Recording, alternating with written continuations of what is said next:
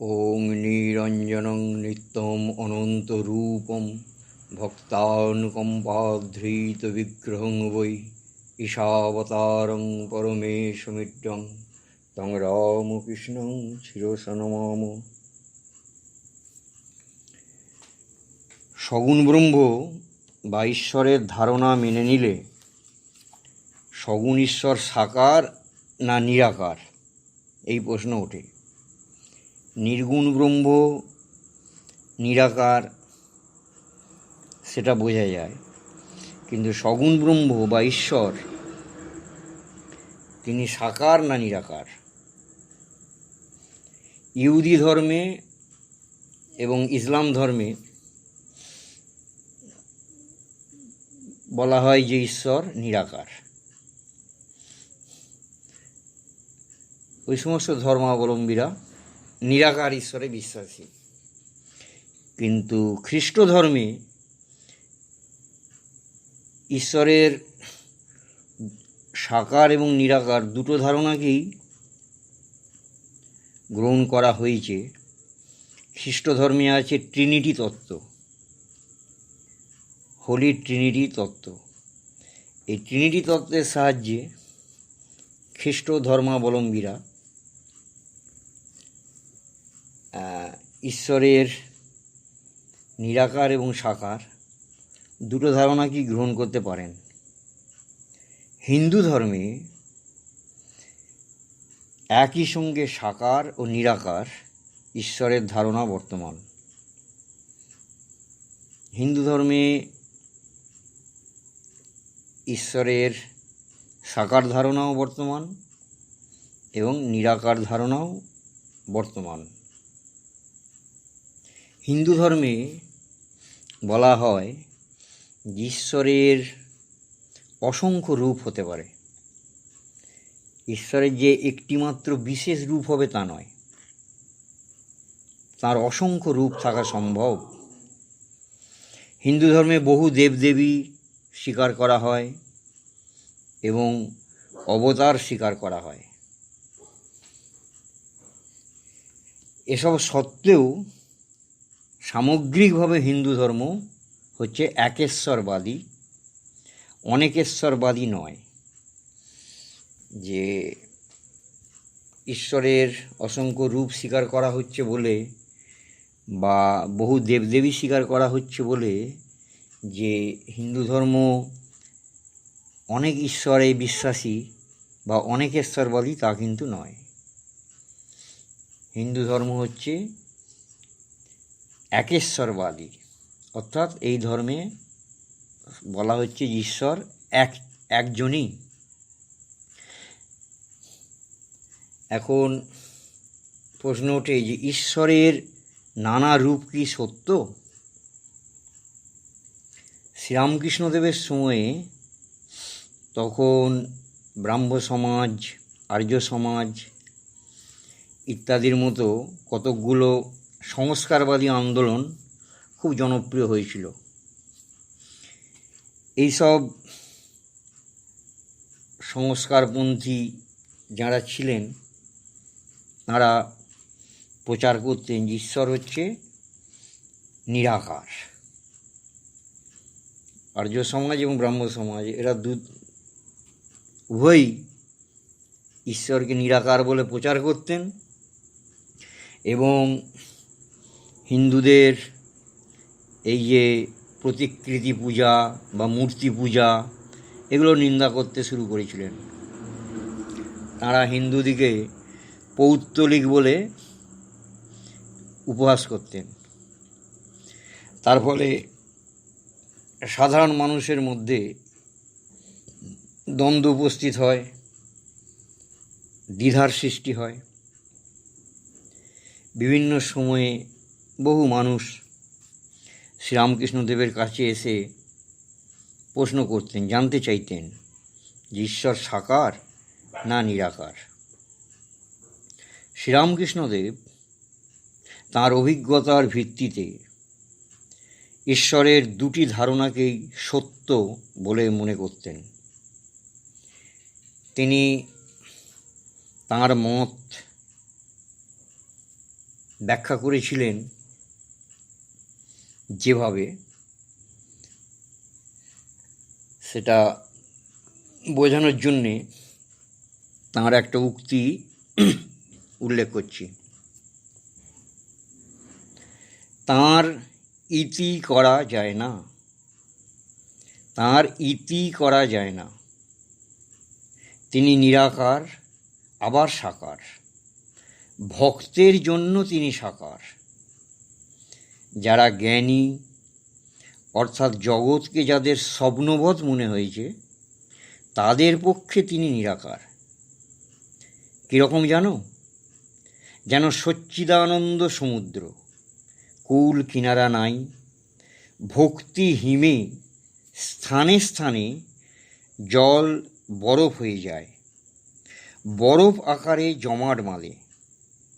অর্থাৎ ভক্তের কাছে তিনি ব্যক্তভাবে কখনো কখনো সাকার রূপ ধরে থাকেন। জ্ঞান সূর্য উঠলে সে বরফ গলে যায়, তখন আর ঈশ্বরকে ব্যক্তি বলে বোধ হয় না, তাঁর রূপও দর্শন হয় না। কি তিনি মুখে বলা যায় না।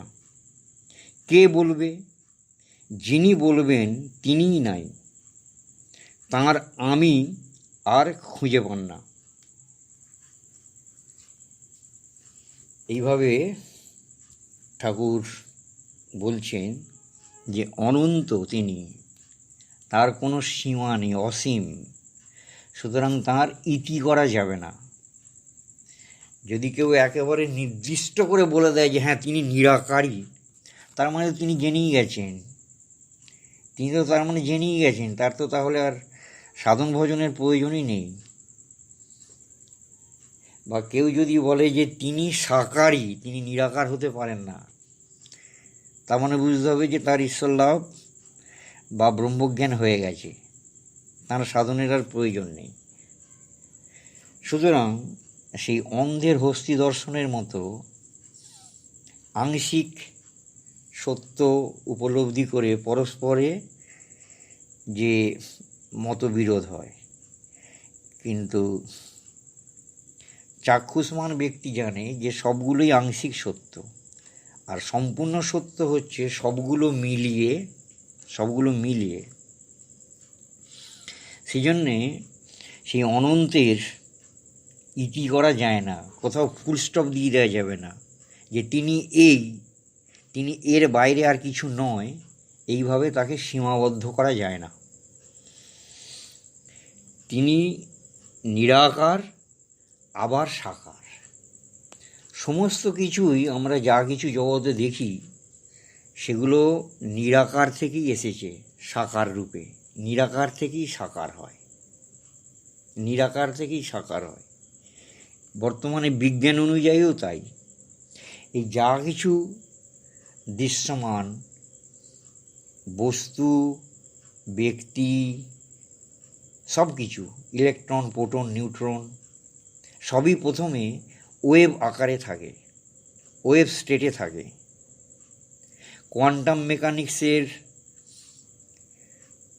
অনুসন্ধান থেকে প্রমাণিত হয়েছে যে যখন কেউ সেই কোনো একটা পার্টিকুলার ওয়েভকে অবজার্ভ করবে, পর্যবেক্ষণ করবে, তখনই সেই ওয়েভ বা তরঙ্গটা কোলাপস করে গিয়ে একটা আকার নেবে, একটা রূপ ধারণ করবে।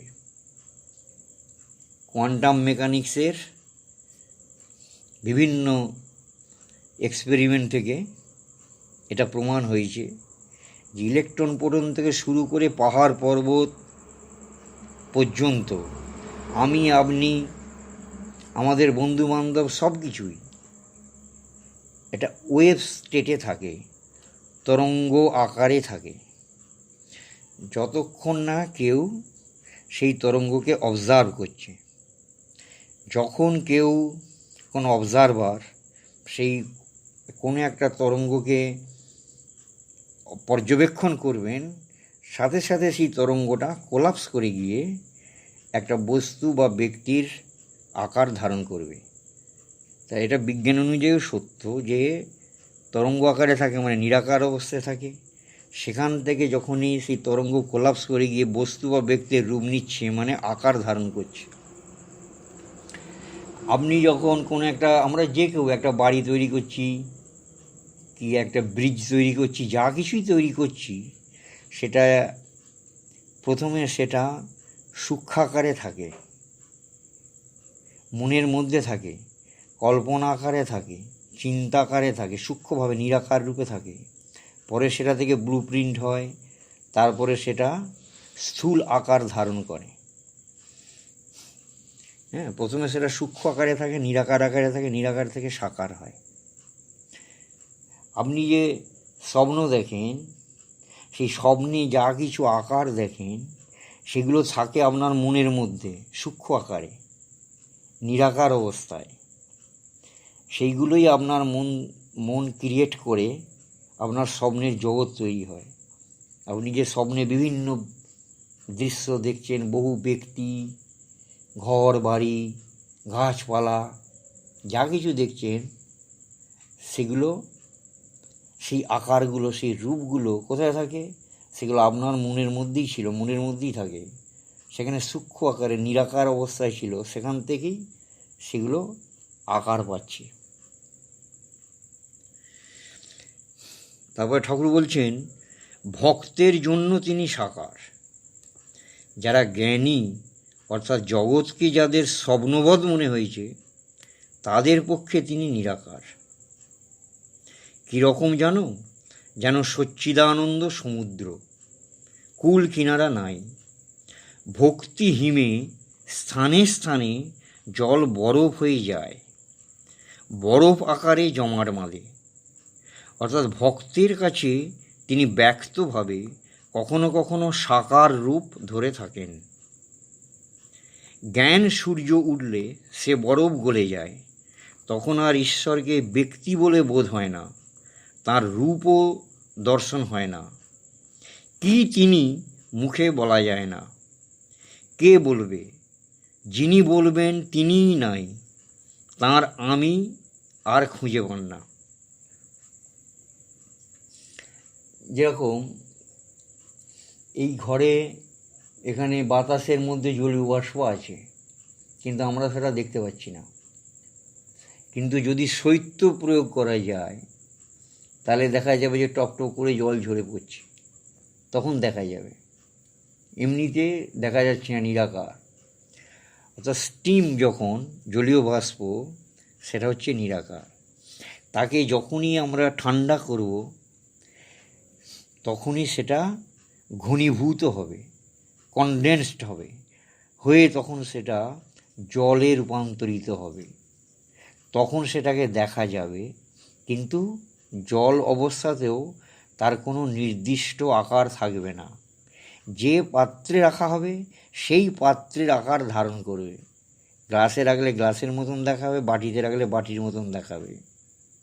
অর্থাৎ জলের কোনো নির্দিষ্ট আকার নেই, এবং নির্দিষ্ট আকার নেই বলেই সে বিভিন্ন রকম আকার ধারণ করতে পারে।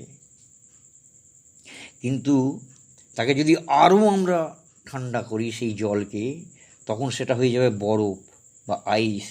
তখন যে পাত্রে রেখে আমরা সেই জলটাকে জমাট বাঁধাবো, জলটাকে বরফ করব, সেই পাত্রের আকার হয়ে যাবে, একটা নির্দিষ্ট জ্যামিতিক আকার ধারণ করবে, এবং সেইটাকে তখন ছুঁড়ে মারাও যাবে দরকার হলে, ঢিলের মতন।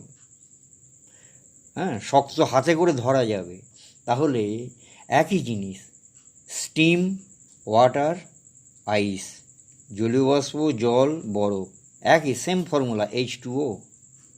তাহলে কি হচ্ছে না, বাষ্প অবস্থায় জলের অণুগুলো অনেক দূরে দূরে আছে, ইন্টার মলিকিউলার স্পেসটা এত বেশি যে সেখান থেকে আলো রিফ্লেক্টেড হয়ে আমাদের চোখে আসছে না বলে আমরা দেখতে পাচ্ছি না।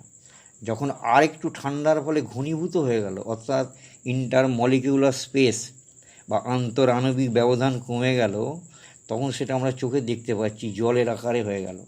তাকে যখন আরও ঠান্ডা করছে, আরও ঘনীভূত হচ্ছে, তখন সে জমাট বেঁধে কঠিন বরফের রূপ ধরছে। ঠিক সেই রকম চৈতন্য স্বরূপ যে ব্রহ্ম, তিনি ভক্তের প্রেমের আকর্ষণে তিনি ঘনীভূত হন, জমাট বাঁধেন। একে বলে চিদ ঘনকায়, অর্থাৎ চৈতন্য ঘনমূর্তি। তখন সে কায় মানে আকার নেবে, একটা ফর্ম নেবে, একটা রূপ নেবে। চিদ ঘনকায়, চৈতন্য ঘন, যেন জমাট বাঁধছে। সেই চৈতন্যই জমাট বেঁধে সেই নিরাকার তখন সাকার হবে। ভক্তি হিমে, ভক্তিকে হিমের সঙ্গে, শৈত্যের সঙ্গে তুলনা করা হয়েছে, আর জ্ঞানকে সূর্যের সঙ্গে তুলনা করা হয়েছে। তা সেই ভক্তের ভক্তির আকর্ষণে, প্রেমের আকর্ষণে তখন সেই চৈতন্য ঘনীভূত হবে, জমাট বাঁধবে, দিয়ে আকার নেবে, মূর্তির রূপ ধরবে।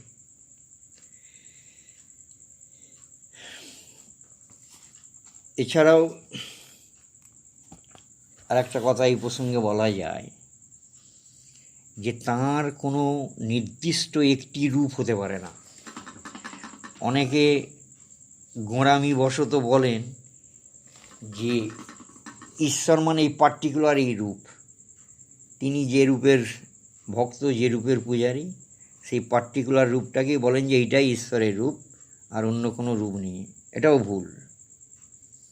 যেহেতু তিনি নিরাকার, সেই জন্যেই তার অসংখ্য রূপ হওয়া সম্ভব।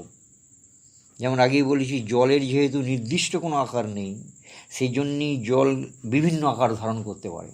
যে পাত্রে রাখবো সেই পাত্রের আকার হয়ে যাবে। কিন্তু যদি পার্টিকুলার একটা আকার হয়, তাহলে সেটা নানান আকার আর হতে পারবে না। তখন সেই একটা হয়েই ফিক্সড হয়ে বসে থাকবে। আর এবং এইভাবে তাকে আমরা সীমাবদ্ধ করে ফেলব। তার অনন্ত শক্তি, অনন্ত সম্ভাবনাকে আমরা আমাদের মনোমতো একটা রূপে সীমাবদ্ধ করে ফেলব, যেটা যুক্তিসম্মত হবে না। এছাড়াও আমরা বলছি যে ঈশ্বর হচ্ছেন সর্বশক্তিমান, সর্বশক্তিমান। তার মানে তার পক্ষে অসম্ভব বলে কিছু নেই। তাহলে কোনো সাধক, কোনো ভক্ত যদি তাকে কোনো একটা নির্দিষ্ট রূপে দেখতে চায়, তাহলে তিনি তাঁর সেই ভক্তের মনস্কামনা পূর্ণ করতে কি সেই রূপ ধারণ করতে অক্ষম? তিনি তো সর্বশক্তিমান। তিনি তো জানেন যে তাকেই ডাকছে, তাকে এই রূপে চাই, ভালোবাসে। যে শিবের ভক্ত, সে ঈশ্বরকে শিবের রূপে দেখতে চায়। যে মা কালীর ভক্ত, সে ঈশ্বরকে মা কালীর রূপে দেখতে চায়। যে কৃষ্ণের ভক্ত, সে ঈশ্বরকে কৃষ্ণের রূপে দেখতে চায়। তাহলে তিনি যেহেতু সর্বজ্ঞ, অতএব তিনি সব কিছু জানতে পারছেন। ভক্তের মনের ইচ্ছা তিনি জানতে পারছেন, তার প্রার্থনা তিনি জানতে পারছেন। আর যেহেতু তিনি সর্বশক্তিমান, অতএব তিনি ভক্তের ইচ্ছা মতন রূপ ধারণ করতেও পারেন। যদি বলি যে না, তিনি রূপ ধারণ করতে পারেন না, তার মানে তিনি সর্বশক্তিমান নন। তিনি যদি সর্বশক্তিমান হন, তাহলে তিনি ভক্তের ইচ্ছা অনুযায়ী রূপ ধারণ করতে পারবেন। আর যদি তা না পারেন, তাহলে তিনি সর্বশক্তিমান নন। অতএব তিনি রূপ ধারণ করতে সক্ষম। শ্রীরামকৃষ্ণদেব যেটা বলতে চাইছেন, সে কথার তাৎপর্য হলো যে ঈশ্বরের নানা রূপ সত্য, তা ভক্তের কল্পনার সৃষ্টি নয়। অনেকে বলে কাল্পনিক, না, তা ঈশ্বরই স্বয়ং ধারণ করেন। তিনি সর্বশক্তিমান, তিনি ওই রূপ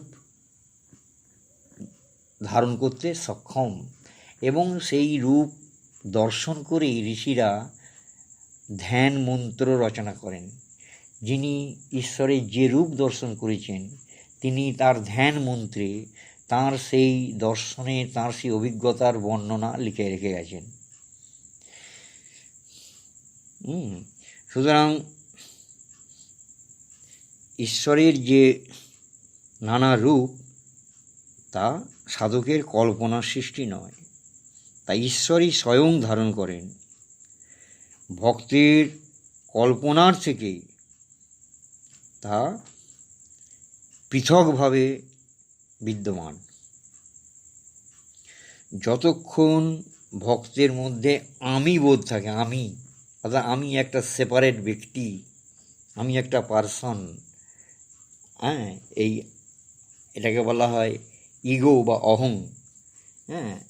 যতক্ষণ ভক্তের অহংকার থাকে এবং সে নিজের ব্যক্তিরূপের সঙ্গে নিজেকে এক করে দেখে, নিজের ব্যক্তিত্বের সঙ্গে নিজের ব্যক্তিরূপের সঙ্গে যতক্ষণ সে নিজেকে এক করে দেখে, অর্থাৎ সে যতক্ষণ নিজেকে একজন দেহধারী জীব বলে দেখবে, ততক্ষণ সে ঈশ্বরের রূপও দেখতে পাবে। যতক্ষণ ভক্তের অহংকার থাকে এবং সে নিজেকে একজন ব্যক্তি বলে বোধ করে, এক নিজস্ব একটা ব্যক্তির রূপের সঙ্গে নিজেকে এক করে দেখে, ততক্ষণ সে ঈশ্বরের রূপও দেখতে পায়। কিন্তু যখন সে নিজের অহংকারকে অতিক্রম করে, নিজের ব্যক্তির রূপকে অতিক্রম করে, তখন ঈশ্বরীয় রূপের অন্তরালে যে অরূপ রয়েছেন, যে নৈর্ব্যক্তিক তত্ত্ব রয়েছেন, তার সাক্ষাৎকার করে। যখন সাধক নিজের অহংকার ও ব্যক্তির রূপকে অতিক্রম করেন, তখন তিনি ঈশ্বরীয় রূপের পশ্চাৎবর্তী রূপহীন নিরাকার নৈর্ব্যক্তিক তত্ত্বকে দর্শন করেন। আজকে আলোচনা এই পর্যন্তই হলো। ঠাকুর মা স্বামীজির আশীর্বাদে সবাই ভালো থাকুন, সুস্থ থাকুন, আনন্দে